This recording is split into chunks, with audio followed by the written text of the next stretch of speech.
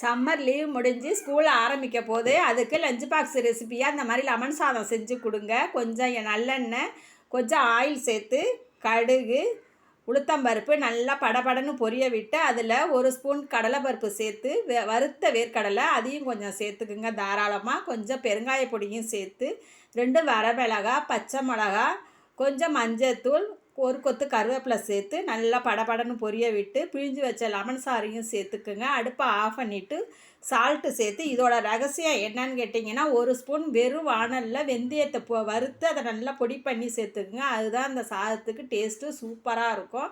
சாதத்தை நல்லா வடித்து விட்டு அதில் நல்லெண்ணெயை சேர்த்து உதிரி உதிரியாக இருக்கும். நல்லெண்ணெயை சேர்க்கும்போது இதில் ரெடி பண்ணி வச்சுருக்கிற லெமன் சாறையும் சேர்த்து நல்லா கலந்து விட்டு இது ஒரு டிஃபன் பாக்ஸில் போட்டு உங்கள் குழந்தைங்களுக்கு ஒரு உருளைக்கிழங்கு வறுவலோடு கொடுத்து பாருங்கள். அவ்வளோ சூப்பராக டக்கு டக்குன்னு வாங்கி சாப்பிடுவாங்க. ரசித்து ரசித்து சமைங்க, ருசித்து சாப்பிடுங்க. தேங்க்யூ.